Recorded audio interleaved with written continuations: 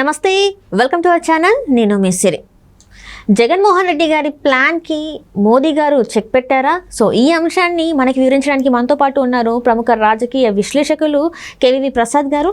నమస్కారం సార్. నమస్తే సార్, ఇప్పుడు చూస్తుంటే జగన్మోహన్ రెడ్డి గారు ఎన్నికలకి 2-3 రోజుల ముందు ప్రజల అకౌంట్లోకి కొంత సొమ్ముని జమ చేయాలి అంటే, అది కూడా ఏంటంటే నిధుల రూపంలో జమ చేయాలని ఎప్పటి నుంచో అనుకున్న అతని ప్లాన్ని మోదీ గారు చెక్ పెట్టారా అని చెప్పేసి వార్తలు వస్తున్నాయి. మరి నిజంగానే మోదీ గారు చెక్ పెట్టినట్టేనా? సో 100% అమ్మా. ఇది యాక్చువల్గా ఏంటంటే, ఇది రైతులకు సంబంధించిన ఇన్పుట్ సబ్సిడీ, విద్యా దీవెన, చేయూత, ఆసరా, సో ఈబీసీ నేస్తం సంబంధించిన ఫండ్స్ అనమాట. యాక్చువల్గా 6 నెలల నుంచి దీని యొక్క ప్రక్రియ జరుగుతుంది. ఇది ఎప్పుడో చేయాల్సింది. అది ఒక 14,165 కోట్ల రూపాయలు అనమాట ఇవి. సో కావాలని చెప్పి జనవరి నుంచి కూడా జగన్మోహన్ రెడ్డి ఉత్తుత్తు బట్టలు నొక్కుతూ కూడా సో దీన్ని రాజకీయంగా ఎలక్షన్లో లబ్ధి పొందాలని, సో తద్వారా మళ్ళీ అధికారంలో రావాలని చెప్పి కావాలనే కాలయాపన చేసి తాత్సర్యం చేసి ఈ రోజున ఎలక్షన్ ముందు 1-2 ముందు నొక్కుదామనే ఒక దురాలోచన గమనించిన సెంట్రల్ ఈసీ కూడా దీన్ని చెక్ పెట్టడం జరిగింది. సో ఇన్ని రోజులు కూడా చేయవలసింది ఎందుకు చేయలేదు, ఇప్పుడు ఎందుకు చేస్తున్నారు? సో దీనికి సంబంధించిన ఎటువంటి ఒక అడ్వర్టైజ్మెంట్స్ కానీ, దీనికి సంబంధించినటువంటి ఎటువంటి ప్రకటనలు కానీ కూడా చేయకూడదని కూడా చెప్పడం జరిగింది. సో జూన్ 6 తర్వాత మొత్తం ఎలక్షన్ ప్రక్రియ అంతా అయిపోయిన తర్వాత మాత్రమే ఈ ఫండ్స్ని రిలీజ్ చేయమని కూడా చెప్పడం జరిగింది. సో మధ్యలో మళ్ళీ వీళ్ళు కోర్టును ఆశ్రయించడం జరిగింది. ఇది ఎప్పుడు జరిగే తతంగం, ఇది నార్మల్ ప్రొసీజరే, ఎప్పుడు ఇచ్చేదే కాబట్టి ఏమి ప్రత్యేకంగా ఏదో ప్రలోభ పెట్టడానికి ఇస్తున్న డబ్బులు కాదని చెప్పి వీళ్ళు వాదించడం జరిగింది గవర్నమెంట్, వైసీపీ గవర్నమెంట్. సో అయినా సరే వాళ్ళు ఏం చేశారంటే, ఈసీ ఏం చెప్పిందంటే, నిజంగానే అంత ఎమర్జెన్సీ ఫండ్స్, రెగ్యులర్ ఫండ్స్ అని అనుకుంటే ఓ పని చేయండి, మేమైతే జూన్ 6 తర్వాత అని చెప్పాం, కావాలంటే మేము దానికి ఒక సడలింపు ఇస్తున్నాం, మీరు ఈ 13 తర్వాత ఎలక్షన్ అయిపోయిన తర్వాత మీరు కావాలంటే కూడా రిలీజ్ చేసుకోండి అని చెప్పడం జరిగింది. అంటే ఈసీ వాదన ఏంటంటే, కేవలం ఇది ఎంత పెద్ద మొత్తంలో రిలీజ్ చేయడం అనేది డెఫినెట్గా ప్రత్యర్థుల మీద, ఆపోజిట్ పార్టీల మీద పైచేయి సాధించడం కోసం ఇది ప్రజల్ని ప్రలోభ పెట్టడానికి చేస్తున్న ప్రణాళికగా వాళ్ళు వాదిస్తున్నారు. సో డెఫినెట్గా ఇది 100% ఈసీ వాదన కరెక్ట్.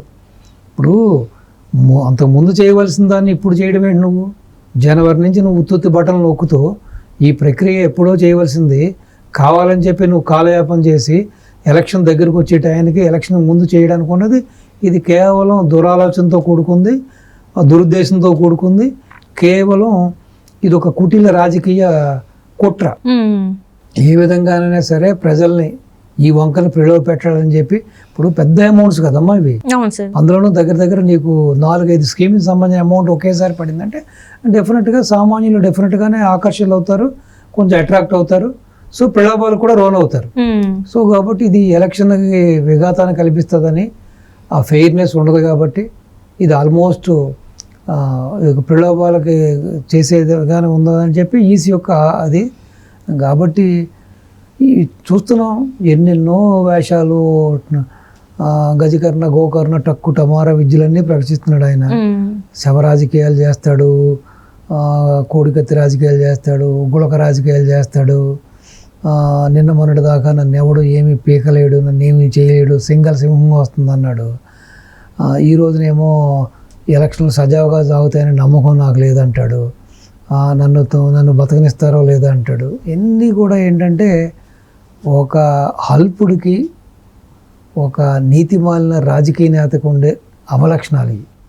సో నిజంగా నువ్వు మంచి చేసి ఉంటే, నిజంగా ప్రజలు నిన్ను గుర్తించి ఉంటే ఇవన్నీ ఎందుకు చెప్పండి? ఈ ప్రలోభాలు ఎందుకు, ఈ ప్రగల్భాలు ఎందుకు? మాట్లాడితే సింహాలు పులులతో పోల్చుకుంటారు. అసలు సింహాలు పులులు ఏమైనా మళ్ళా షేవ్ చేసుకుంటాయా, మళ్ళా స్నానం చేస్తాయా, మళ్ళా బ్రష్ చేసుకుంటాయా? మీరు చూసుంటారు అడవుల్లో ఫారెస్ట్ ఆఫీసర్లు వాళ్ళందరూ కూడా నెగిటివ్ అంటారమ్మా, అక్కడక్కడ నిప్పులు పెడతారు. ఇప్పుడు ఇవన్నీ పచ్చి మాంసం తింటాయి కదా, పాపం లోపలంతా కూడా పచ్చి మాంసం తింటే ఏమవుతుంది, మొత్తం అంతా కూడా లోపల అంతా మాంసం అంతా కూడా పళ్ళలో ఇరుక్కుపోయి అదంతా కుళ్ళిపోయి మొత్తం అంతా కూడా బ్యాక్టీరియా పురుగులు పట్టేసి చాలా అనీజీగా ఉంటుంది అట్లకి. అన్నప్పుడు ఏం చేస్తాయంటే ఈ పురుగులు ఆ యొక్క ఆ యొక్క ఏదైతే నిప్పు ఉందో ఆ నిప్పు దగ్గరికి వెళ్ళి నోరు తెరిచి ఆ తెరవగానే ఆ పురుగులన్నీ కూడా బయటపడిపోతూ ఉంటాయి. ఆ విధంగా రిలీఫ్ చెందుతూ ఉంటాయి ఈ జంతువులు. సో వీళ్ళంతా మాట్లాడితే పులులు సింహాలతో పోల్చుకుంటారు. అట్లు పడే బాధలు వీళ్ళకి ఏం తెలుస్తాయి?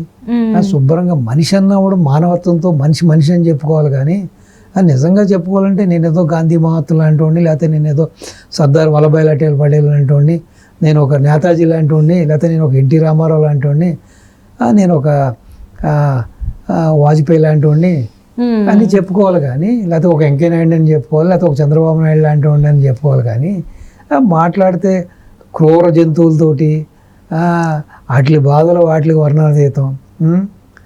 అవి సో అంటే దీన్ని బట్టి మనం అర్థం చేసుకోవాలంటే కూడా వీళ్ళు కూడా ప్రజల్ని ఈ విధంగానే వేటాడతారు.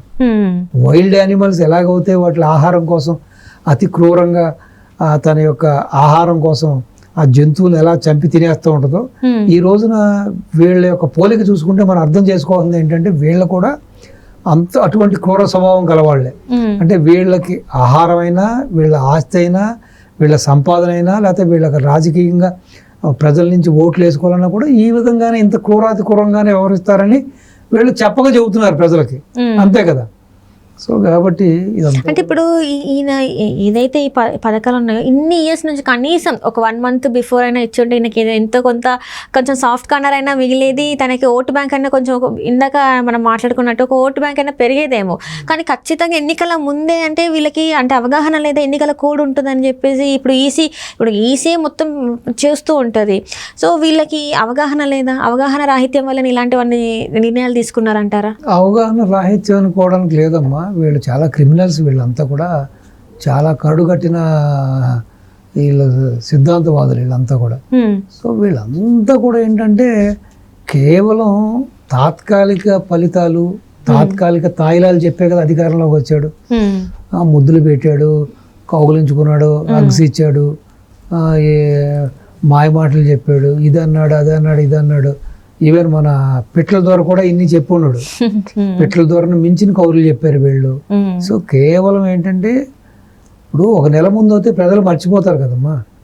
సో అప్పటికప్పుడు అయితే వాళ్ళకి గుర్తుంటుంది. సో అబ్బా నిన్న కాక మనకి ఇన్ని పైసలు పడినాయి, వీడికి ఓటేయాలనే భావన వస్తుంది. ఇది కేవలం ప్రజలను ప్రలోభపెట్టి ఏదో విధంగా రాజకీయంగా లబ్ధి పొందాలనే ఆలోచన చెప్పించి వీళ్ళు ఎవ్వరు కూడా ఒక దీర్ఘకాల ఫలితాలు తీసుకొద్దాం, ప్రజల యొక్క స్థితిగతుల్ని వచ్చి మెరుగుపరుద్దాం అనే ఆలోచన ఎవ్వరికీ లేదు.